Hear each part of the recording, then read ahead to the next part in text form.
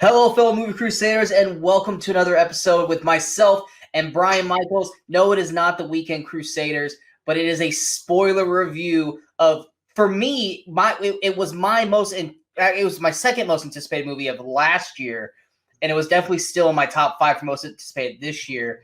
And this is the spoiler review, so here's your warning right now for Godzilla versus Kong.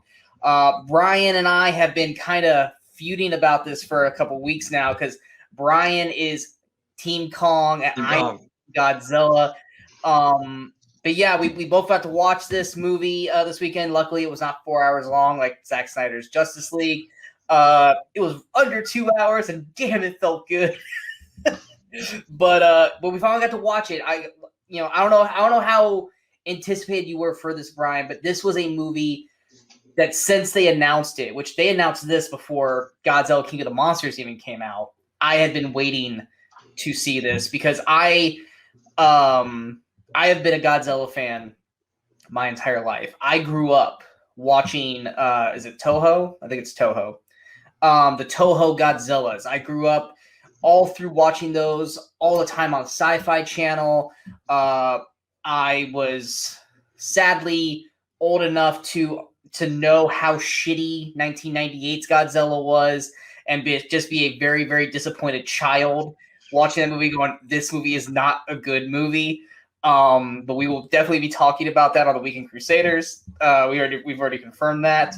To them even then, like, they still coming out with Godzilla movies like in Japan, but to now this new monsterverse with Godzilla 2014, Kong Skull Island, King of the Monsters a couple years back, and now this.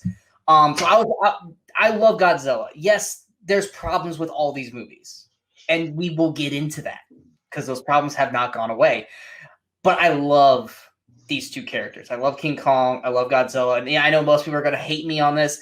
Still, my favorite King Kong is Peter Jackson's King Kong. I love that movie. I don't care.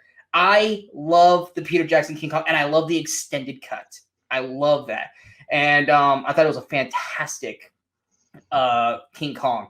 But, Brian, how are you towards the Godzilla franchise as a whole, and how anticipated were you for this film?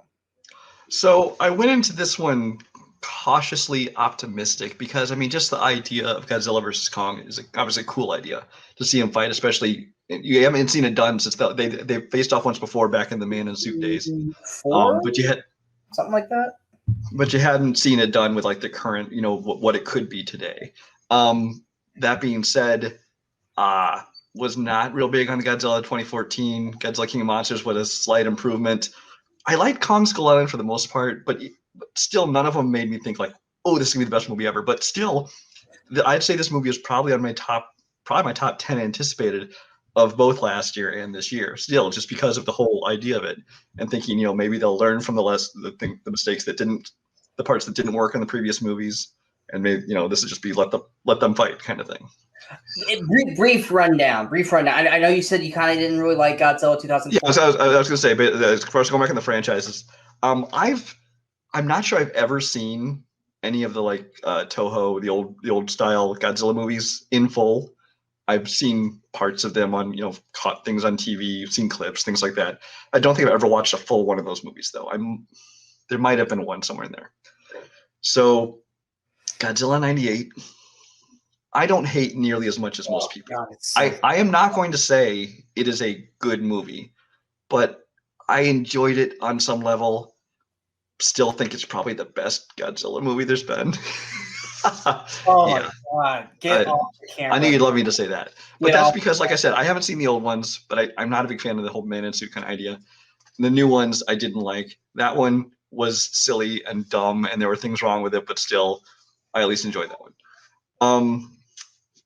As far as Kong, I've actually been a Kong fan. I'm not like hardcore fan, but I've liked the Kong movies. I think the first one I saw was the 1976 with Jeff Bridges. I really enjoyed that one. King Kong Lives was made 10 years later with Linda Hamilton in that one. That one's not terrible. I think people write it off as just a stupid sequel. It's actually not completely terrible. It's not great, but it's fine for what it is. Peter Jackson's. There are things I like about it and things I don't.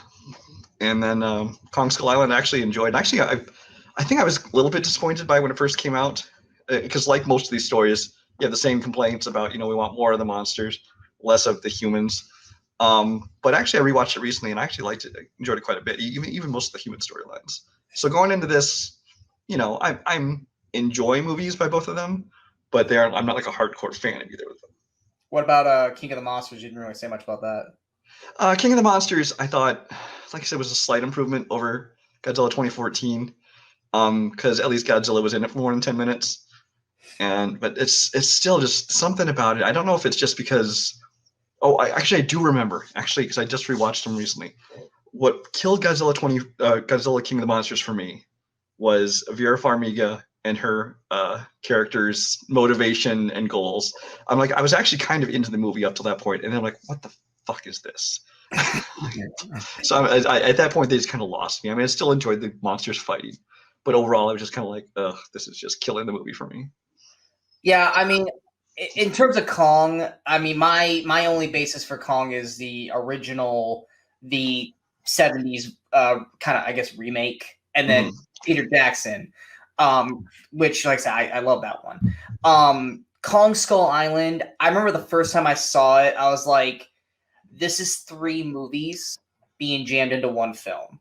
You got the Kong story, you've got whatever Brie Larson and Tom Hiddleston was doing, and then you've got the Vietnam Samuel L. Jackson film.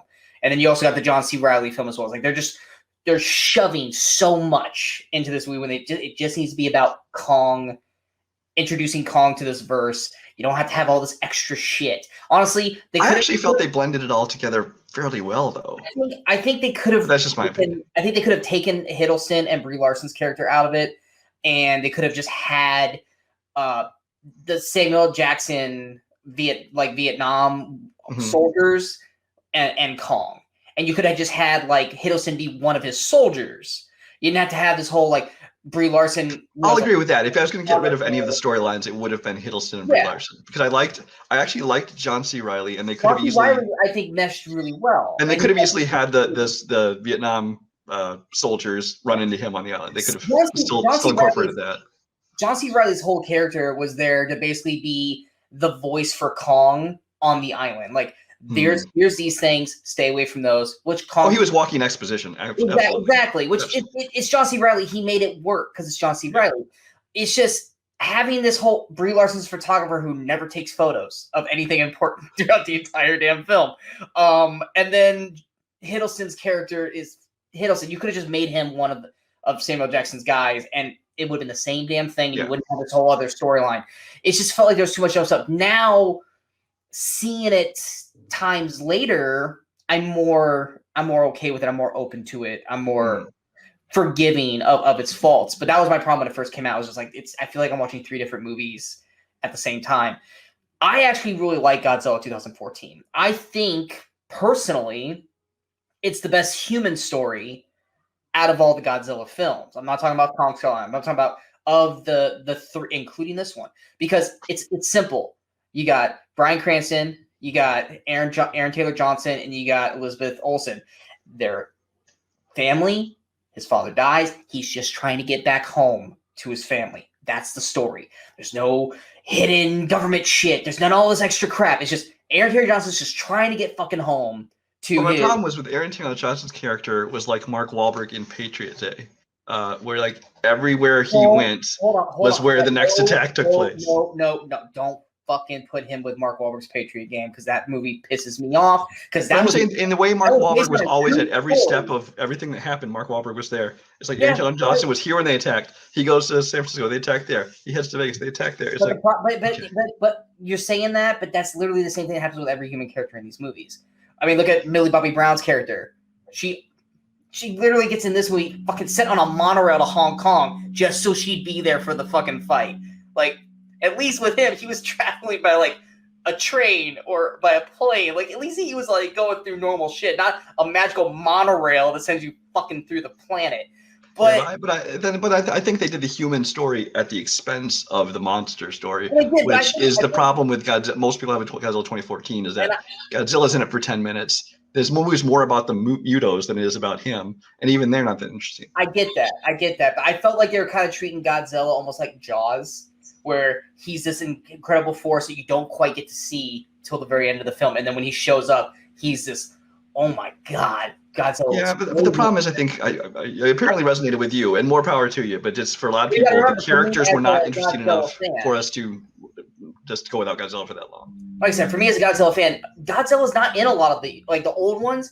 Sometimes he's in these movies for only 10, 20 minutes at a time. He's not in them the whole time. You usually have to listen to bad overdubbed voices and a Japanese storyline with aliens or war or little kids or little midget girls who talk to Mothra. Like that's normal. That's a normal thing. And the people who don't watch those old school things, they don't get that. They're like, why isn't Godzilla on screen all the time? Because you can't have a monster movie be 99-cent monsters with no depth, no talking. I think that'd be fine. I think most people would be fine with that, but it would probably get dull after a little bit. Plus, King Kong can sign language in this movie, and who the fuck's going to understand it if you don't have someone there to kind of interpret it? But, like, King of the Monsters, I agree. The main thing is the human plot. It's Vera Farmiga. I love Vera Farmiga. I think she's a fantastic actress. Her character is fucking idiotic. Her motivations, her goals for everything makes literally no fucking sense. Charles Dance is there just to be Charles Dance because he's like, oh, Game of Thrones? Cool. Throw him in there as the villain because everyone knows Game of Thrones. And Millie Bobby Brown is, once again, a girl and I love Millie Bobby Brown from Stranger Things. I love her as 11. I think she's a fantastic actress. She has a fantastic career coming forward. But her character is pointless in this film. And she's just constantly in the middle of this Godzilla, King Ghidorah, Rodan, and Mothra battles. And she's just there. And just like, why are you there? Get the fuck out of there. You know, and then Kyle Chandler, to me, Kyle Chandler was the one character that had the most arc.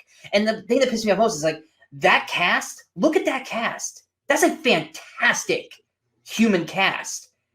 And they're utterly wasted. Because you know me, I love casts that are made up of a lot of I don't want to say B-list, but not mega stars. You know, you don't have your Brad Pitt, things like that. You have a lot of solid, great actors that are in a movie that are maybe not like, you know, usually headlining names. That's the kind of cast I love the most. I would say if you take and I'm not saying this for this movie, but you take that cast and put them in any other film that's not Godzilla, oh my God, that movie's gonna be fantastic no matter what it is. Horror movie, drama, comedy, whatever. That cast is gonna flip and be amazing. Not in a Godzilla film.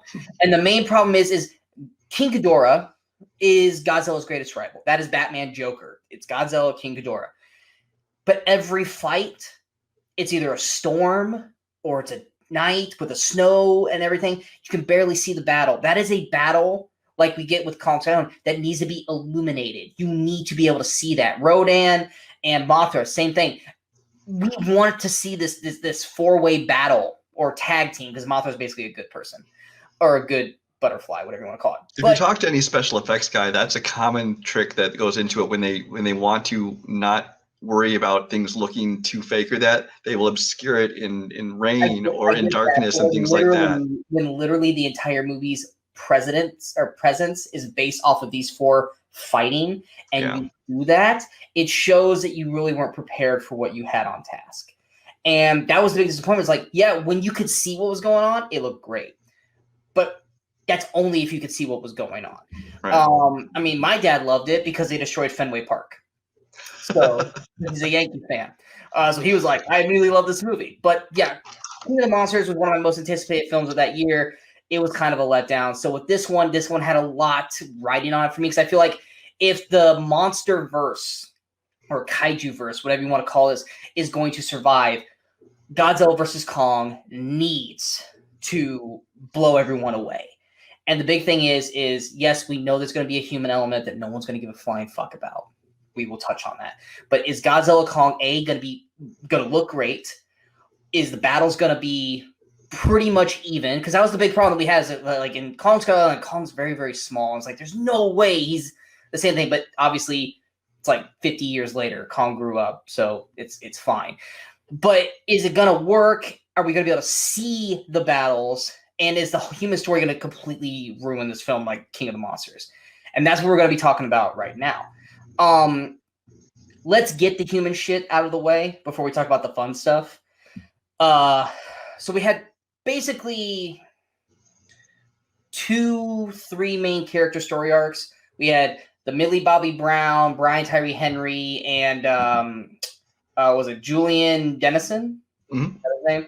Yeah, their storyline. Then you got Alexander Skarsgård, Rebecca Hall, and what's the little girl's name? Kaylee Hoddle. Oh, I didn't bring up the name. I don't know. No, I'm reading it. It's like it's Hottie, but L instead of an I, so Hoddle. And then you have the corporation like that, the bad guy corporation thing. I'll say this. I get this out of the way right now, and you already know this. I cannot stand Rebecca Hall. I don't think she's a good actress.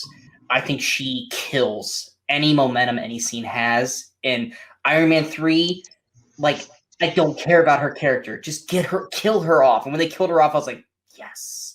So I didn't have to see her anymore. First scene of the movie she's in, I mean, I'm just going, oh. She's like the unfunny Parker Posey to me.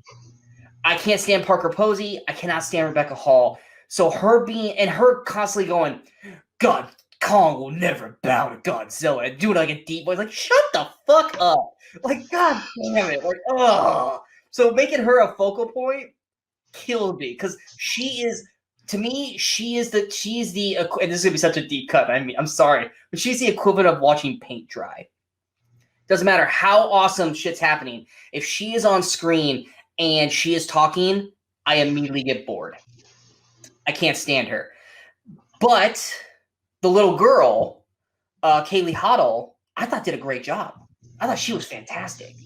I thought the relationship between her and Kong were incredibly believable.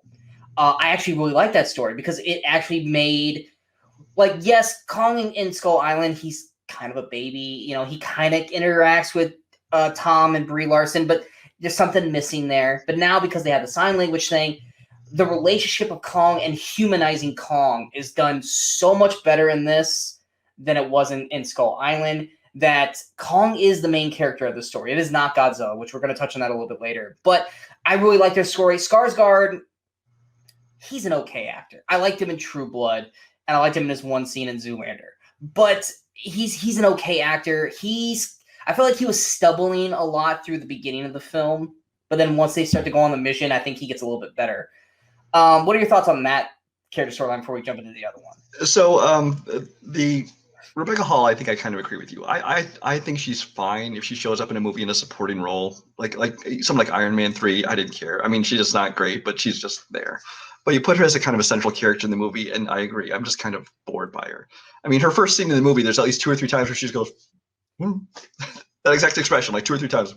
And I'm just like, her face is constantly just puzzled. The little girl I thought did a phenomenal job. I was a little now I have tried to stay away from role, by the way. This was her very first role. I've tried to avoid a lot of this stuff, except I've seen the main trailers for this, because I don't like to know too much going on. The same way. I watched the first trailer. So the first time they show this girl who they, I assumed she was like one of the native girls in the island you go into, and they zoom in on her, and I'm like, her ears pierced. Did they not notice that and fix that like before the whole, you'd see it on the IMAX screen? And then of course you find out that she's, part of their modern world and she lives with her, and so that all made sense. But at first I'm like, wait, did they just make a big goof like that? But I thought she did a great job through the whole movie, actually. Alexander Skarsgård, I'm also usually quite bored by. He's kind of in the Rebecca Hall category for me. I thought in this movie he was okay, even his role as well. I thought he was just kind of there to be there, and I'm not quite sure we needed him in this movie, but he was. You needed him to fly the HVAC. We basically just needed him to talk about his Hollow Earth theory, which they could have easily given to another character, but whatever. Exactly. I mean, that was the whole thing too. And then, like, even the beginning perplexed me, because I'm like, wait, did they capture Kong and he thinks he's on Skull Island, or did they build this thing around Skull Island? Like, I was so, because first off, they built. Well, I think you're supposed to be confused at the beginning. So you just assume he's on the island, and then as soon as he, picked up that thing, I thought he was, clearing off that tree to fight something. But then I thought he was throwing it at like a creature. Yeah. Instead, but then he lobs it up and hits the the dome or whatever they built. He does the Katniss Everdeen catching fire trick. Yeah. Yeah. So my question is, has he known this all along that he was in this dome? Or is he just now discovered that? I don't know. Because did we just happen to catch him on the first day he decided to throw something at it? I don't know. Well, that's the thing too. It's like, if this is not Skull Island, I think it is Skull Island. Absolutely is Skull Island. Well, see, here's the two plots. If it's not Skull Island, how did they capture Kong in the first place? if it is Skull Island, how did Kong allow them to build that shit around him and not have Kong like mess with them or the other creatures? Because remember, there are other creatures on that island. Like, how did they do all that without being attacked? Like, that's one of those things where it's like, okay, I don't want too much human story. That shit needs kind of explained. Because in their defense, you have 50 years. This happened. I get that, but they could have give us a little. We obviously know how to sedate him. So there's that. And we're gonna touch on that. We're gonna touch on that. And so it could have been a long, slow process. We don't know exactly what happened, but that did not bother me so much. I'm confident that they were on Skull Island and they just put like a dome over it. I don't think they moved him. But as far as you raised valid questions about how did he allow him to do it, but I just kind of. I will say this: when I saw the magazine article calling Rebecca Hall the Kong Whisperer, I immediately went, ugh. Like, shut up. I just really don't like her. I'm sure she's a really nice person. I just cannot stand her on screen. On the other, and then what's her name? Isa Gonzalez. She's just kind of there. She's more than there. She's more than there. Yes, she's the most beautiful thing to look at on the screen. Come on. I agree with you, but I'm talking about her character. It's just kind of. I will later on. I will talk more about her character. Okay. Now to the other storyline with Millie Bobby Brown, Julian Dennison, and Brian Tyree Henry. Can I say one thing about this before you even start? You go ahead first. You go ahead first with this one. This from his very first scene, Brian Tyree Henry's first year of the podcast. My mind immediately told me this is a character and a storyline that belonged more in like the 1998 Godzilla. The whole tone of it was completely wrong for this movie. It seemed silly, comical in an over-the-top way, and it really felt like a character that you would find in like a Emmerich Devlin movie like Independence Day or Hank Azaria's character should have been in 98 Godzilla. Yeah. That should have been Hank Azaria. But even this kind of conspiracy theorist with saying all these goofy things and acting all weird, he's got all those weird mannerisms. It's completely out of place for the tone of this movie. Because he's the comic relief, but it's like we don't need comic relief in this film. This is a battle film. We don't need the lighthearted. And this is a movie that's more. It's more. I don't want to say realistic, giant monsters, but it's more grounded. It's more realistic. It's not that kind of over the top comical tone to it that like the Godzilla '98 or something like Independence Day has. And then you have Millie Bobby Brown, who somehow apparently she's now a conspiracy theorist that was never explored in her previous role, which apparently took place like 1 year earlier, as far as we know. Was it a year? Was it a year? I don't know. I know the movies were only just supposed to come out a year apart. It's 5. It's 5 years. I just looked. Is it 5 years? There's no way she aged 5 years. I'm sorry. I literally just looked it up and it says 5 years after Godzilla defeated King Ghidorah. 5 years out of. Oh yeah. Okay, that's interesting then because that definitely she is not 5 years older than she was in that previous movie. But yeah, she's apparently a total conspiracy theorist now, and she like apparently knows all about these kind of dark web things, and she believes in knows why people shower with bleach, which right. Anyway, but I didn't like what they did with her character, and Julian Dennis's character is just kind of there. He was an extra comic relief you didn't need because you already had comic relief. They were basically there to just bounce off of one another. But I agree with Millie Bobby Brown's character. Yes, she clearly is not 5 years older. She looks 2 years, maybe 3 years older tops. But that's the thing. She's this big conspiracy theorist. You don't have to be. You were there for everything. Yeah, you were there. Whatever cover-ups they came up with over this past week, you already know them all. Your dad is still on the inside of this thing. That's another thing. Fucking Kyle Chandler. You take the best fucking actor of this group and you give him 2 scenes. What was the point? I would have much rather had remove Julian Dennison because yes, Brian Tyree Henry's going to be there. He's going to be there. He's because of what his character is.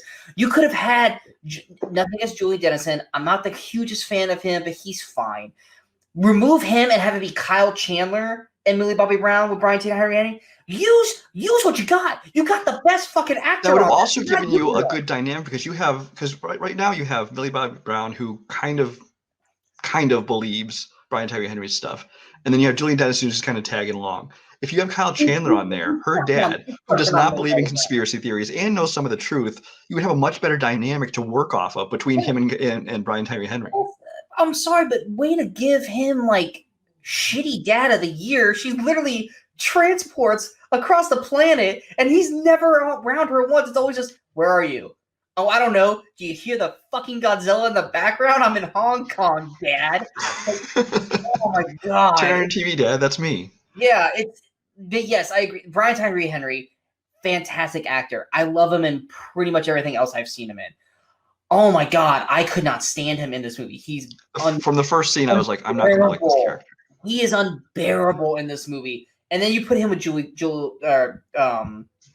Julian Dennison, and I'm just like, I hate all this. And Millie Bobby Brown, like I said, I love her as Eleven in Stranger Things. She was great in Enola Holmes. And I think she's got a great future. But oh my god, she is so boring in this film. And putting her on a conspiracy theory thing, which once again makes no sense based off the character that we know from the previous film. Every time they were on screen, I wanted to fast forward. I really did. And again, this was the thing. You didn't need their whole plot line. Obviously, they wanted to bring Millie Bobby Brown's character is the main thing they want to follow in the storyline.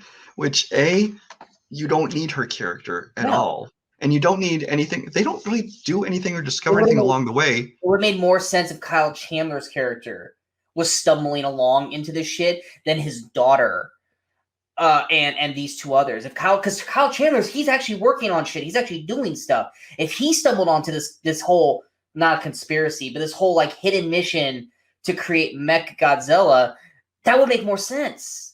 But is there any point to even their whole storyline of the movie? Except they stumble across finding out what's going on in Godzilla. We didn't need to stumble across that. They could have either just shown you could have I forget the guy's name. Damien Bashir, I think is his name. They could have just shown him and them basically with their whole plan with Godzilla, or just have Godzilla show up and it'd be a surprise. They didn't actually discover anything or do anything that needed to be done, except for like they briefly powered down Mechagodzilla for 5 seconds at one point in the movie. Because they spelled alcohol. Yeah, otherwise they had no effect on this film at all. As far as I can remember. Now, granted, I don't really remember every single bit of this movie, so I may be wrong. They're basically a fly on the wall that sneaks into places. They accidentally get trapped in the monorail, and it sends them across the world. Why? Because they needed to be there to make Mechagodzilla spaz out to give Godzilla and Kong the upper hand, which is not needed. You don't need to do that. Once again, Kyle Chandler's in the mix of this stuff. He could have done that. You didn't have to bring these three people who have nothing to do with this storyline, except for technically Millie Bobby Brown. And no, it has one thing to do with the storyline, and that's to bring in the younger demographic. That's what they thought they were doing. Exactly. But it's just, oh God, every time they were on screen. Like I said, it's two actors. Because I'm not a huge Julian fan, but I like Brian Tyree and two characters that actors I really enjoy. Make me just go, get the fuck off camera. Like, I don't want to watch you. Like, every time you're on screen, I'm like, I wanted to fast forward, and I couldn't because it's the first time I'm watching it. But now, rewatching it, I'm going to fast forward through their shit. I'm not going to fast forward through Rebecca Hall's crap because their storyline actually was important. Yeah. Let me touch on briefly, like you already kind of mentioned how this is more of a Kong film. Yeah, and I will agree with that. I think it's more like a Kong film where Godzilla plays a part in it than it's not like equal parts. And I think that's largely because just the character of King Kong is easier to make a central character, just because being a primate, he can show emotion. Yeah. You know, he can communicate with people. You know, you can maybe sympathize with him, things like that. Whereas it's kind of hard with a giant lizard. So I agree with you on that. One more thing, Brian. Literally, like, you got mad that he was barely in 2014, but granted, he's probably maybe on screen in this one, maybe 5-10 minutes more. I think a little more than that, but he definitely does. I think does not have as much screen time as Godzilla. I mean, somewhere has done the timing. I guarantee. He's in the middle, and he's in the end. He's the looming threat throughout this entire film. While King Kong is the central character. Yeah. The other thing with the Brian Tyree Henry's first on the fucking listing, and he's barely in the fucking movie. It's alphabetical. That's why. I don't know. Shut up. He's the top contender. Also, the Brian Tyree Henry thing bugged me because apparently he's been able to get himself a job in this, what is apparently the leading robotics company in the entire world, or cybernetics, or whatever they want to call it. And apparently all you have to do if you want to be able to download anything in the entire company is just get to a port and plug in USB drive. There's no kind of internet security. There's nothing to stop you. You have access to everything, and you can download it without setting off any alarms. He sees part of Godzilla because Godzilla attacks a facility, and he sees what's going on and shit. I'm just like, I get when Godzilla attacks, like everyone's fucking running crazy. But like afterwards, when he's moved by, they just get past everybody. It's just like, if it's a facility like this, you have military like security, and they just you're telling me even before the attack, when he's like sent that one guy to the bathroom and just like, okay, I'm going to download everything from this terminal, and nobody's going to notice. Or even how they got on the monorail. You're telling me no one was protecting the monorail? Yeah. No one? Come on. Yeah. This technology that never existed before, which because this is just an overall thing, so I'm just going to touch on this now. Yeah. Godzilla and both Godzilla movies and King Kong and Kong Skull Island are fairly, again, grounded, realistic movies. They just happen to have giant monsters in them. This movie went full on sci-fi. It's creating whole weird gravitational underworlds, and it's inventing like these essentially spacecraft that can travel through these wormhole kind of things, and it's just like they went all out sci-fi. Freaking King Kong just falls through it like he's falling like down a shaft, and he just gets shot through. And apparently, the gravitational thing is so much it'll crush any kind of vehicle, but Kong can go through it; doesn't hurt him at all. Which it's one of those things. I think they explain it's like it's a Titan door, which is why they needed King Kong to do it, because they'll just follow through it with him. But like, and then of course he gets into the hollow Earth, and he's got like the ground is in the sky and like stuff like cool visuals. Looks really really cool, and I love the like snakes with wings that he fights, because I'm always down for snakes, and like. I love that whole fight, like how the snake wrapped around him and like brought his wing over to try to stuff. I'm like, that was like, oh, that's good. Like that's a visual. The whole Hollow Earth aesthetic and the look of it and the kind of style of it, I thought was really cool, especially where they had like the gravitational from above and below and kind of that middle stuff floating in the middle, which is a movie called Upside Down, which kind of does the same thing. I don't know if anyone, Kirsten Dunst. I also love that Kong just knew that he could just jump up there and just go. Well, I think he pushed something. He saw. I remember he like a rock or something flew, and then it all of a sudden fell that way. And I think that's how he figured it out. Figured out like, oh, I can just do this. A little too fast, probably. Like, yeah. Okay, Kong. But as much as cool as it looked, it makes no sense whatsoever that somewhere underneath the Earth's crust, that all of a sudden gravity reverses, which it doesn't. That's not how gravity works. It's sci-fi. We don't know what we're talking about. Gravity is caused by the size of the Earth and the spinning of it, and it just doesn't. I was gonna say this one quote. It's science. It can't be explained. Just move on from it. But I mean, like I said, we did not need the Millie Bobby Brown Bride. We didn't need all that crap. We would have gotten to the inevitable Mechagodzilla result. But Rebecca Hall, Skarsgård, and the little girl, I think it's Jai, however you say her name. Their storyline, like that's the human storyline we needed. Just that. Leave everything. Take all that, like 20 minutes of the other conspiracy shit out. Have it be that story and everything else, because that's what mattered. Like that story integrally flowed. As much as I don't like Rebecca Hall, it flowed through everything, and that's the way it went. Anything else on the human stuff before we move on to other things? Let me check my notes. As long as we're talking about the human stuff, let me go ahead and talk about Eiza Gonzalez. One of the most beautiful human beings on the planet. Just saying. I wasn't a fan that they made her kind of a villain in the story, but okay, it is what it is. But I didn't like that she died so easily and anticlimactically. It's like she's just in the ship and crushes it, and she goes, no, and crushes him. It's like, what did you want? Did you want her to? I don't know. I guess I wanted there to be more to her story. There's like she got there and she took that sample and then she got crushed, and it's like, I guess I just wanted more of her in it. But I just felt they did away with her a little anticlimactically. That's all. All right. You just want her on screen. You want her to be like the Naomi Watts to Kong. I would have loved to see more of her on screen, but that's it. I'm just checking to see. I'm checking my notes for anything else on human stuff. Not really. I see more. Okay, I'll mention this because it is kind of human. What was like? I get it. If anyone watches this, like, you don't understand. I understand it. What was with the fucking Pacific Rim tagline where? He mentally he mentally sinks in with Mecha Godzilla through King Ghidorah because King Ghidorah could technically talk to his other heads. Like I get why I thought that was a cool thing, is because the necks are so long and so far apart, the heads had to communicate telepathically. Yeah. Which I don't think they ever mentioned in the other movies, so this kind of invention for this movie. I think it was like a 5-second mention. And so they were going to use that as I think they had to explain at the end of the previous movie. Charles Dance goes in and buys the in the post-credit sequence. Post-credits, yeah. He buys. Somebody found this Ghidorah head, yeah, and so he buys it. So I was always like, what are they going to do with that thing? And then when it showed up in this, I'm like, okay, that's cool. Which, first of all, Charles Dance completely MIA. I don't know what's supposed to have happened to him. Apparently, I don't know if he sold it to this company, if he works for this company. I don't know. The same organization. It's not even the same organization. That's why I'm wondering if he just sold it to this organization, or what happened to it. He probably was hired by them to get that, and then that could be it. I would have liked to see more Charles Dance. I mean, as much as he kind of plays mustache twirling, cliche villain a lot of the time, he does it very well. So I would have liked to have seen him in this movie.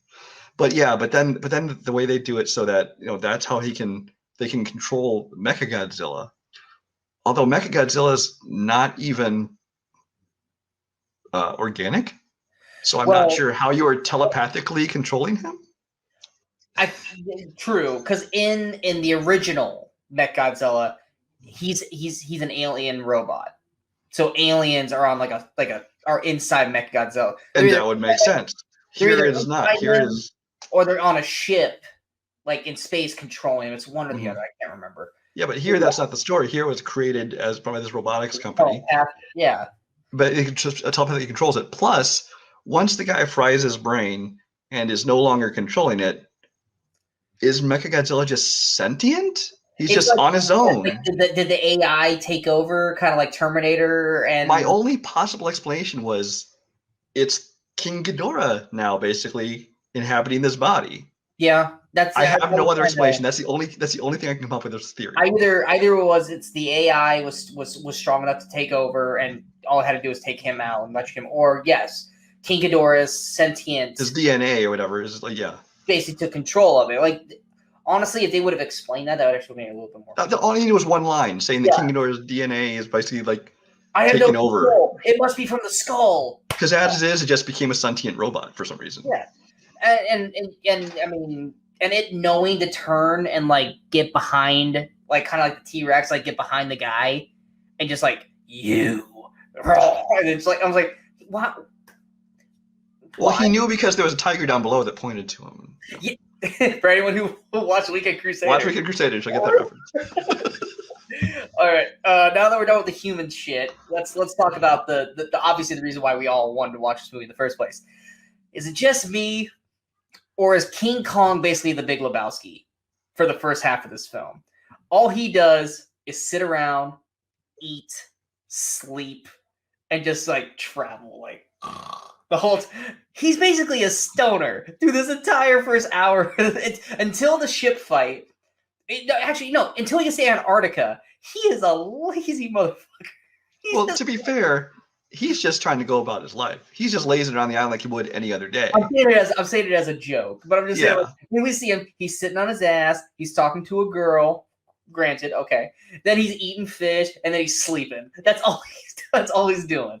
He's the chillest monkey around until someone. Because in theory, what has happened is before the events of Kong Skull Island, the Skull Crushers had basically gone back dormant underground because they were afraid of Kong and stuff, and it was the humans that awoke them with the bombs they were dropping and things like that. Yeah. So in theory, he's back in charge on Skull Island, so everything else has fallen in line. So he doesn't have to go to fight every day. He's just going about his life like he does, wandering around, waterfalls and chilling out.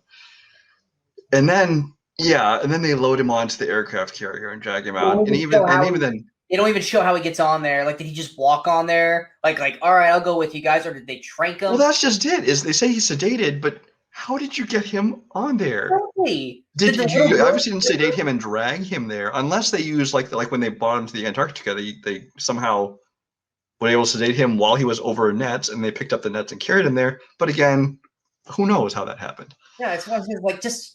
You don't have to go into a huge spiel. Just explain it or show it real quick. Because how the fuck did you get him on the boat? You know? No. Even if you wanted to say somehow, Gia, I apologize. I have not rewatched the movie enough to know who her name is. If you, somehow she talked him into going, even that's fine. Just tell us that, you know? Yeah. Like, hey, Kong, Kong, we need your help. Come with us. We're gonna fly. Get in the basket. We're gonna float you. Just sleep. Like something. Just like instead, next scene he's just hanging out in a net, just chilling. I'm just like, how did he get in there? Like, I need answers to this shit. Yeah, and then I mean, well, I guess they did fight on the he did get in a fight on the aircraft carrier, but again when they go to Antarctica, first of all, nobody in this movie. Before we get to Antarctica, let's get to the actual first battle. Okay. So once again, granted, they're treating Godzilla like a villain here. First off, you find out in the first 5 minutes, he attacks Apex because they're doing something. He senses something. And then because Kong is such a threat, and we see when he's in the Hollowed Earth that this is a lifelong feud between Godzilla's family, basically, and Kong's family, because we see past gorillas. Which, by the way, at one point, Alexander Skarsgård makes some comment about monkeys and lizards are natural enemies. This is news to me, by the way. Yeah, I've never heard this before. I've never seen a monkey pull out a switchblade to fight a snake or a lizard going, I've never seen that shit before, but you know what? Things happen. Apparently they're natural enemies. Okay, cool. Yeah, we've never seen that in the jungle, so who knows? But there's two things. Granted, the ship scene, first shot between these two, it looks great. Two problems with that, though. One, there's no fucking chance in hell that aircraft carrier could hold the weight of Godzilla and Kong. Okay, the weight of Godzilla and Kong is one thing. But when Godzilla, for instance, jumps from one onto another, the pure impact of that would flip it, break it in half, capsize it, or submerge it. But one of those has happened. Either way, it's going down. Like even Kong being on that carrier, standing, should be tipping the fucking ship. They're not even on the entire. They're on one. They're fighting on like one side of the carrier. Unless it's like the helicarrier from Marvel. There's no way this ship should support the weight. Two. Okay. Kong is a gorilla. He should have drowned so fucking quickly underwater. He is underwater for like a very, very, very long time, and is never like when the fight eventually ends and he pulls up and he like pukes out all the water. I'm like, yeah, good, you showed that. Because I'm wondering how the fuck is Kong not dead? He has very large lungs. But I mean, you gotta remember the first time he gets tipped over and he's handcuffed, he's trapped, and then he finally gets released, and then he continues to fight Godzilla under there, and he's being choked and grabbed. It was like, looks great. There's no way Kong has breathing exercise. And that is one of those things. I was thinking that same thing. Like, how long can he survive underwater? That being said, that fight looked awesome. It was fun to watch. It was exciting. The action was good. I liked how and this throughout the whole movie, I think there was a good balance of letting them both get their licks in, things like that. Just one overall comment. You knew it was going to happen. You knew when Godzilla versus Kong is going to be like every other, Batman versus Superman or whatever, where they're going to fight, but they're going to unite against some other villain. But in the meantime, I thought they did a very good balance of letting both kind of get this thing. And they did like a round thing, like round one. Later on they called it round. Round two goes to Kong. Why in the beginning of the movie did they have a tournament bracket? Did you see that shit? Did they? Yeah, at the very beginning when they're like doing quick flashes of everything, you see Godzilla and you see when they had like their pictures side by side. Mm-hmm. Before they separate it on Godzilla's side, it's a tournament bracket of like alphas, and Godzilla's at the fucking finals, and Kong's comes in the screen over here, and Kong's got like no bracket. So it's like he's got like the skull crushers, and that's it. It's like, when did this become a tournament? Like, I'm all for it, but when does it become a tournament?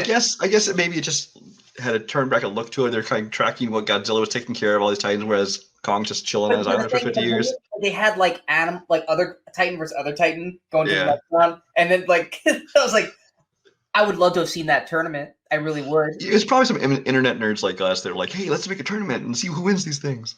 I mean, no, Rotten Tomato already did it, and it was Godzilla vs. Kong, and just like in the movie, Brian, who won the fight? Kong? Godzilla did. Godzilla. Won the fight. Okay, I'm gonna take 2 rounds for 1. Godzilla got on top of him, said bend the fucking knee, which Kong went, no. Godzilla cannot win. Yes, he did. Godzilla cannot win in a fair fight.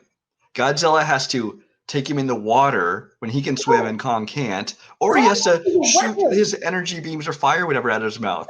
He can't just fight. He can't win in a fair fight. Just saying. Bullshit. Kong had to use an axe. Okay, Kong used an axe that came from Godzilla's family because it was his dorsal fin, or like whatever you want to call his back fin things. Kong won, or Kong won round 2. Godzilla won the fucking war because just when Godzilla was like bow and Kong's like no, then Kong's like fuck it, I'm done. It's just like I'm over this shit. Go, you win. Godzilla won, and then who did it take to beat Mechagodzilla? Kong. Godzilla could not do no. We'll get to it. It was Kong with an assist by Godzilla. That's all. No, because he was hitting Mechagodzilla with the axe and it wasn't getting any effect. But then as soon as Godzilla blew the atomic breath on the he got an assist. Yeah. No, it was Godzilla's power with Kong's axe that beat Mechagodzilla. They had to work together as a team. They both together. Plus, Godzilla took so much of a fucking beating from Mecha before Kong got his ass up and did the Mel Gibson pop my shoulder in, which I actually loved that. That was hilarious, by the way. That was great. I was like, Mel Gibson. Now, I read. I've done that before, and I read somewhere that one of the characters, I want to say Alexander Skarsgård's character, was supposed to be obsessed with Lethal Weapon 2 in this movie. I don't know. They probably cut it out because it's a stupid idea of just a random thing to put in for his character. But I read somewhere that was supposed to happen, and then I just thought it was funny then that they've had that moment. I guess he would have freaked out when he saw that. Because I thought the whole theater I was with did the same thing when Kong's like, "Bam!" We're like, "Lethal Weapon." I've actually had to do that in wrestling before. I actually threw it into a post to try to knock it. It hurts. So when I saw screaming, I'm like, yeah, I know how that feels. I know exactly how that feels. It sucks. But it was a fun moment. It's a silly moment, I will admit. But it was still fun. It's a great moment. Just like was it the end of the big battle, or was it in between fights when Kong's just like, I'm tired, and just leans up against a building? It's like that building's like it's like Kong's like, no, fuck it. This is my pellet. He's like, I'm chilling. You're good. He's a stoner through this entire fucking film. The one shot, I can't stop laughing at it, was the Die Hard shot on the ship scene when Godzilla shoots the atomic breath from a blow and when he jumps away. It's like, oh, that's such a bad visual. It's a funny moment, but it's not oh, don't do that. That just looks ridiculous. I thought it looked fine. It was him leaping off the ship because he was about to get blasted, and then that you can Photoshop Godzilla or Kong now into anything with him going like this. But yeah, the first ship battle was great. The Hong Kong battle, which first off, is Hong Kong that illuminated? Because my God, the electricity through Hong Kong for those buildings to have all the honestly, you go to Hong Kong and some of those kind of areas and then down in Southeast Asia and some of their major cities, they really do look weird and techno like that from a lot of the things I've seen. Now, granted, they amped it up to 11 in this. That's an Adam Wingard thing. If you haven't seen a movie he did called The Guest, he does the same kind of thing with That's a great film. Great film. It is, but with both kind of that neon lighting to a lot of the scenes, along with the same kind of a techno soundtrack, which played a big part in this movie. That's all Adam Wingard. Godzilla's ever since 2014, Godzilla's actually become a lot more techno with its music. Yeah. But on the plus side, we can actually see the fucking fight. It allowed us to see everything, and this is what I was going to get to. This is the one thing that to me won me over for this movie. And we're talking about realism. We're talking about it being grounded. Yes, this movie gets really, really super far-fetched with its sci-fi shit. But the actual fight between Godzilla and Kong, that was a straight-up real fight. Like back in the old Godzilla movies, yes, the guys are in suits, but even then they're still going like this. No, these guys were fighting like fucking MMA fighters. King Kong literally posted off of a building and did a drop kick to Godzilla. I can't remember if it was Kong or Mecha grabs Godzilla's head and starts slamming it into a building like the turnbuckle. Like, I was watching, I was like, this is a fight. Like, this is a legitimate, real life fight. They're hitting each other, not like they're monsters, but like they're fucking MMA or pro wrestlers. They're hitting each other like a straight up fight. And I'm curious to see. I would actually like to go back and look at the credits and see if they had like a fight choreographer. Because the choreography in this is better than most human fight scenes in movies. I mean, not even just the effects of it, but I mean just the styles of it and the moves. It felt real. It looked real. Their reactions and how things affected them was real, and it was just really well done. And that was the great thing about it. It's like, yes, you're watching a giant gorilla fight a giant lizard, but the fight was as real as you could have gotten outside of them blowing atomic breath and fighting with an axe. But everything that they were doing was, this is a real fight. This is how it would look. Like, that's what I love about, a lot of people shit on the movie, but that's why I love Freddy vs. Jason so much, because when Freddy vs. Jason actually fight, that was a fight. That was a pro wrestling match. That was a luchador versus a 7-foot-tall dude. The way they were maneuvering and choreographing around each other, that is how a fight would happen with someone who's like my size, which is like luchador size, against someone who's like 6 feet plus tall. You're working around him. You're working inside him, moving around. With Godzilla and Kong, Godzilla, because he's kind of very stiff, because he's, very big, Kong was moving around him and doing everything that he could around him. He had the agility, and you could see that in the fight, and you could see the realism of the fight. And that's what I loved about it. Like, I was blown away by the Hong Kong fight. And that it's because I was watching this going, shit, I've done that move. I've done that move. Shit. Oh, yes. Like, this is a great transition. I'm loving every fight we're doing. It's not just, let me growl at you. Let me blow atomic acid. It's not just blowing fire and then Kong punching. That's all it would have. It could have easily been. No, we're gonna fight.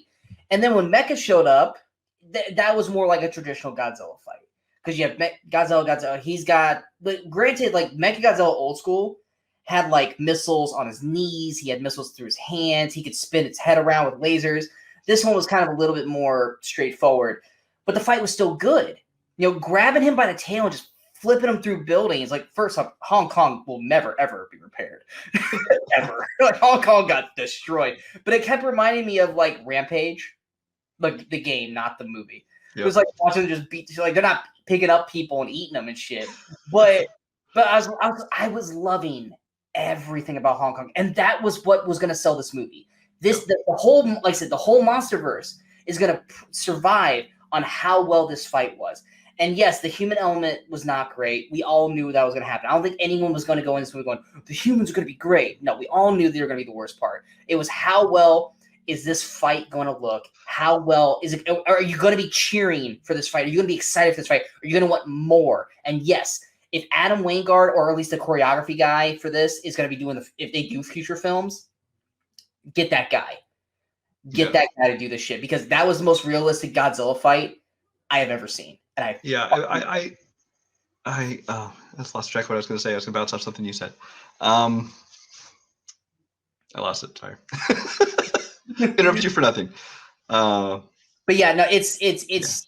I could not have been more happier with everything. And like I said, even at the very end of the fight with Godzilla and Kong, when Godzilla put his foot on Kong and basically did the whole Game of Thrones, like, bow to me, bend to me, and Kong was like, no, kind of thing. It's like that.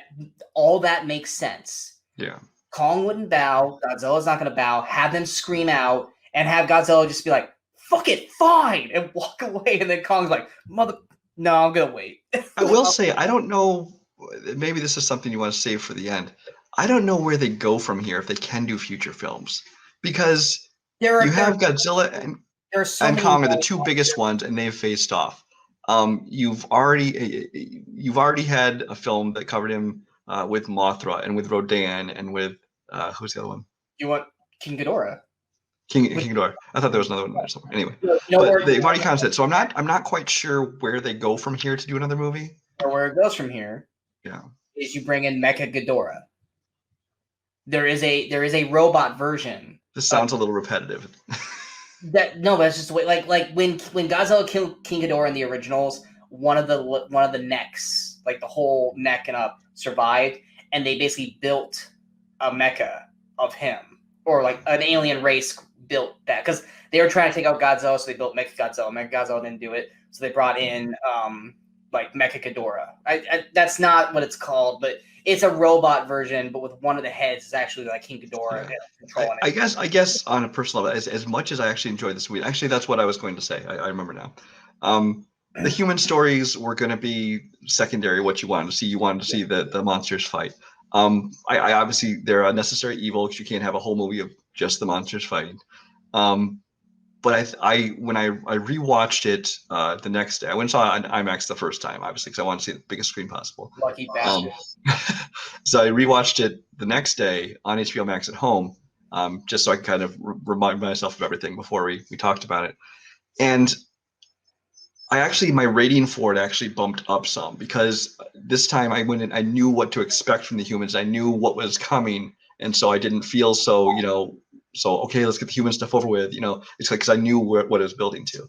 So I enjoyed that. But I guess personally, I kind of feel like as much as I enjoyed this movie, I kind of hope this is the culmination and they don't try to extend it, because I feel like if they so okay, now there's a new mecha monster, it's like it's get a little bit repetitive for me. There are so many monsters that have not been used yet. To me, one of my favorite Godzilla monsters ever, outside of the ones we've already seen, is... Please don't say the turtle. The turtle? No. Giga? Yeah. No. Destroya. Destroya is its name. That one to me was always the scariest monster of the Godzilla, because that one comes pretty close to killing Godzilla. Like Godzilla is like a bloody, like blood shooting out of Godzilla. That's how bad he's getting killed over by this guy. And I always wondered how amazing a modern day technology Destroya would look, because Destroya to me seems like a more formidable foe than Mechagodzilla or Ghidorah, especially if it's a tag team thing. But I mean, once again, you got Kong in this new world, like the Hollow Earth. There's monsters there that Godzilla can fight. It's kind of like, think of it like... There's also, I will say that... Have them fight their own people. They don't have to come together. It could be like an Avengers event. They can come together, because there's like 20 plus monsters that have not popped into this world yet that they can bring in. And honestly, I mean, they wouldn't be dealing with the same Kong and the same Godzilla. But I think you could also go backwards with this, because the Hollow Earth opens up so many questions. Who carved the stairs and the archways? Who carved the statues? I mean, there's all these things in Hollow Earth that... You also have that same thing in King of the Monsters when they go down to where like Godzilla's like home was. Remember when they go in, like that's where like Ken Watts... Yeah. There's clearly even carved by human or humanoid hands, either aliens or what they were. But unless you're going to tell me the primates actually were building stairs and creating archways and architecture and carving out statues of hands and then of full primates, that obviously there's someone else involved in this. So I guess you could kind of go back that way. You have aliens. Yeah. Aliens became a part of the real Godzilla verse. They kept coming to Earth to attack, but Godzilla would take them out. So then they started making these robot like Mechagodzilla and Mega Ghidorah, basically, to take them out. I know I keep saying Mecha Ghidorah, and it's not Mega Ghidorah. I just can't think of the name off the top of the head. But yeah, there's ways to keep this franchise going. Godzilla Kong is not the end all be all of it. It is expanding. It's the Avengers movie for monsters, because you have two heroes, kind of like BVS.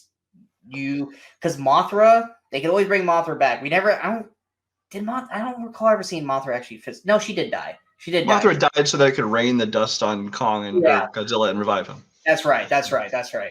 But it's a butterfly. You could always find another one. It's a moth. There are ways. There are ways to bring the more monsters in it. I think they need to take a breath, maybe let 3-5 years pass, so that way people want, like right now, Godzilla. This is a movie, first of all, this movie alone, I think unknowingly benefited from the delays. Not only the original delays of just pushing it back because they wanted to, and then on top of it, the whole COVID delay. Because not only did it give us people some space from the ones who weren't terribly, weren't overwhelmed by the previous movies, but also this came out being like, hey, this is a movie that's going to be the first like kind of action blockbuster we've seen in a long time. It's just going to be a crowd pleaser. And for the people that could go see it, it's something that needed to be seen on a big screen, as big as possible if you can. Yeah. And I think that it benefited from that, whereas it could have come out its originally scheduled time, which is, was it last March it was supposed to come out originally? It was supposed to be like November. It was supposed to be, I think, summer. Then it was summer. Then that's right. But it was going to come out basically 1 year after Godzilla King of Monsters, and I think if it came out that summer, it would have just kind of come and gone. It would have made a little bit of money, but it would not have stood out nearly as much as it's standing out and kind of has all the attention right now. I agree. I 100% agree with that. Because that was the thing, is like everyone knew Godzilla versus Kong was going to happen even before King of the Monsters came out. Because a lot of people were like, well, if they had not announced Godzilla vs. Kong, they probably wouldn't have made Godzilla vs. Kong because of how King of the Monsters did, which was like, that's Godzilla vs. Kong was the inevitable. Like, you didn't make Iron Man, Hulk, Thor, and not have an Avengers movie already planned. Godzilla Kong, they wouldn't have made Kong Skull Island if King of Monsters had completely flopped. They could have scrapped it. But it was not a gigantic success. It was not a flop. It was enough to still have gone forward with it. Yeah, it was enough for people going, they still want Godzilla. We just need to make it better, and the kind of thing, which they did in this. I think that this came out, right, like you said, at the right time. It had the HBO Max backing for people who really want to see it but aren't ready to go to theaters. Like for me, my theater won't open up for another 4 weeks. Which, as of now, as of today, they say that this is going to make $42 million for the 5-day from Wednesday through the weekend. But pre-COVID, that's bad for Godzilla. That is not a good opening weekend. But this is huge. It blows away everything else. It blows away Tenet, which made, I think, $20 million, but that was actually like more than a week because they counted in the previous weekend when they had advanced screenings and the whole week through the opening weekend. This has made $42 million, and it's available for everybody to watch at home if they want. And it's still made $42 million at the box office. So that is phenomenal. Seen on a big screen. I wish I could see it on a big screen. I wanted to see this on a big screen. And you know what? If my movie theater, when it opens up in 4 weeks, if it is available, I will go see it again on a big screen. That's what I think is actually kind of the good news, is because even with theaters opening up, the movies are still pretty slim pickings. So I think a lot of the movie theaters that open up in the next month or two, I think are going to be like, let's put this on our IMAX screen. So, well, that's why Mortal Kombat got pushed back a week. Yeah. Because they're like, look, more theaters are opening up. Let's push it back a week so we can get more theaters. So I was like, all of us were like, no, we want Mortal Kombat. But I was like, I get it, but no, kind of thing. But I think, like I said, right time it came out, it's making, I think in a normal pre-COVID things, this probably would have made between 130 and 200 mil because of how word of mouth wise, it's very, very, like, I think right now it's like an 80 on Rotten, but it's like a 90 something on audience score, which means word of mouth is kicking it, which means a ton of people would be going to see it on repeat viewings because they want to see this fight. I think it What do you mean total? Okay, I thought you were talking about opening weekend. I'm like, no. No, I am. Easter weekend? Opening weekend, $180 million was not going to happen for this movie. I said between 130 and 200. I didn't say 180 to 200. I said 100 because I was like, what? It's a holiday weekend. It's a holiday weekend. People were off today, or people were off. Yes, we're shooting. But also in a pre-COVID era, it would have had more competition and things too, though. But and it would not have the thing of being the only big blockbuster. But I agree, it was still going to make money. It's the first week of April. There may not have been. There may not have been anything coming out. Because I think like this time last year it would have been like A Quiet Place Part 2.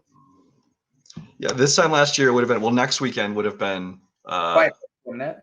No. This past weekend would have been Quiet Place. Next week would have been Fast and Furious 9. Exactly. So I was saying it would have had a fantastic first week. Yeah. And then it would start, like, it would have a strong, probably like a strong middling second week and start fizzling out third, fourth week because of everything coming out. But it would have a very strong first week. But now it needs to be probably about, I would say, give us 3 years. Give us 3 to 5 years without Kong or Godzilla. Let this breathe. So that way when they do bring it back, everyone's like, oh, do you remember how great Kong or Godzilla Kong was? Yes, we want more. Don't come out in 2 years. Don't come out in another year.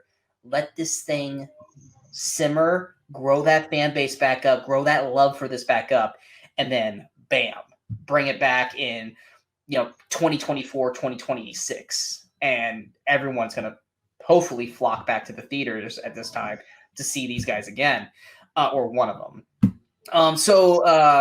Anything else you want to add for? No, I mean, again, we've nitpicked a lot of things in this, but overall, I was actually very entertained by this movie. I don't think we nitpicked it. We nitpicked a lot of the human There's stuff. a lot of things. I mean, there was things to me like the whole Hollow Earth thing. First of all, just kind of throws me off because this whole idea that just under the crust there's this whole world, the gravitational thing. Where's the light coming from? All this kind of stuff. Wouldn't it be super hot down there? I don't know.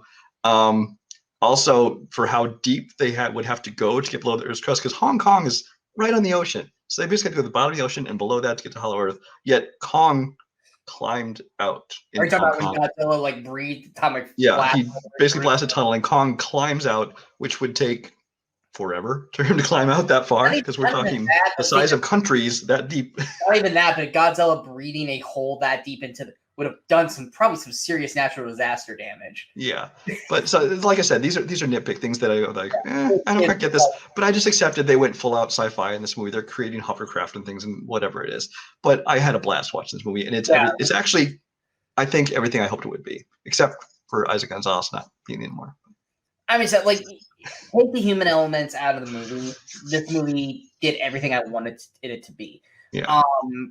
But you can't ignore the human elements. You can't ignore. It's like I said, it's a necessary evil. I didn't like the choices they made with Billy Bobby Brown, with Brian Tyree Henry, with actually most of the human storylines. Come to think of it, but it is what it is. It was unnecessarily boring for sake of being boring. It was almost like they wanted to null us to a boringness of the human stuff. So when Godzilla Kong did fight, you were like, "Oh shit, here we go." Kind of thing. I was like, which granted, if that was their plan, it worked, but that doesn't help the movie as a whole. So, Brian, if you were giving it a score, because you said you gave it one score, then you raised it after the second viewing, what would you be giving the score for Godzilla? I think my original score, I was going to give it about a 7.5 out of 10, because I was like, because I usually, if I use a 5-star system, I think a 3.5 is low, but I wasn't sure I wanted to give it a 4. So that kind of 7.5 out of 10 was kind of right where I was going to put it. On rewatch, I'm willing to bump it up to at least an 8 out of 10, just because, like I said, while there are things about it that didn't work, overall, it really kind of gave me everything I wanted, and it was just a fun time at the movies. I would say for me, like I was like you, I was about like 7.5 out of 10, which to me is 4 stars because you round up. I have not seen it since the initial time. I haven't. But I have, over the last couple of days, been like, man, I really want to go back and rewatch the Godzilla Kong fights again. Well, that's the beauty of the thing with the HBO Max is now you don't have to wait to go back and just watch your favorite scenes. I mean, literally before you and I shot this, you came into the StreamYard. I was watching parts of it because I was trying to remember a certain scene. The Godzilla Kong aspect of it, it's a 9. It's a total 9. Oh, yeah, the human part is like a 5. So it's between a 7.5 and an 8 for me. Either way, it's 4 stars for me overall. But yeah, like I say, Godzilla versus Kong. Clearly, if you guys are watching this, you've had to have seen it, or we just spoiled the hell out of this movie for you guys. Maybe don't click on things marked spoiler review. Just saying. Well, I mean, I literally said spoiler review, and I said it right at the beginning. Spoiler review. Also, if you cared about Godzilla vs. Kong, you've already seen it because you can watch it at home.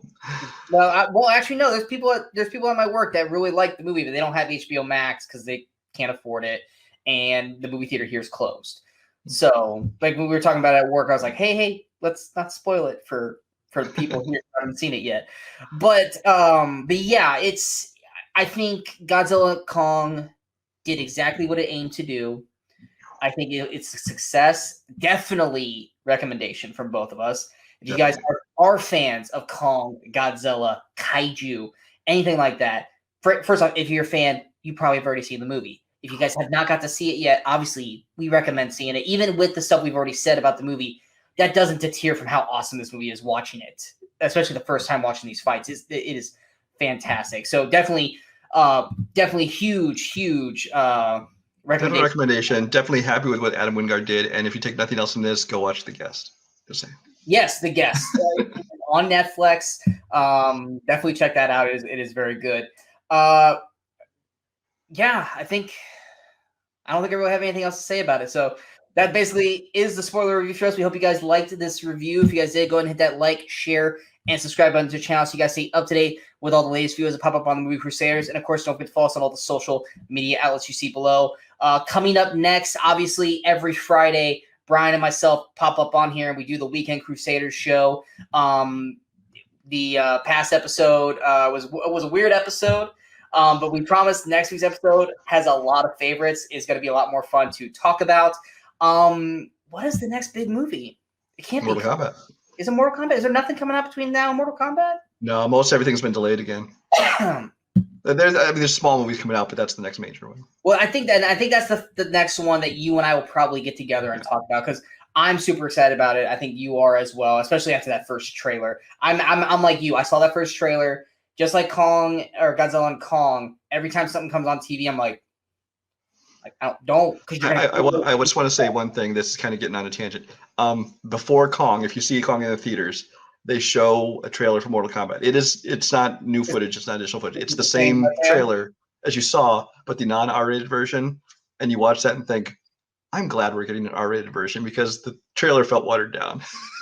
Oh yeah, I mean, same thing goes with, like the most recent Suicide Squad Red Band trailer. You watch the Green Band trailer, and you're like, I mean, it's fine. It still looks fine, but you're so happy you're getting an R-rated version. Yes, because Mortal Kombat. When you see the Green Band trailer, it's a whole different experience. Yeah, Mortal Kombat is 3 weeks away, I believe. It's now the 23rd. It was the 16th. So we're 3 weeks away.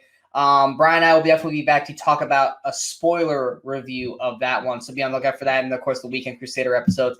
As long as any other movie reviews that come out, you'll definitely see me doing those. Maybe if Brian wants to come on, I really wish you and I would have done the boss level one. I think we would have had a lot of fun with that one. But yes, until next time, in case we both don't see you, good morning, good afternoon, and good night. You're still here? It's over. Go home.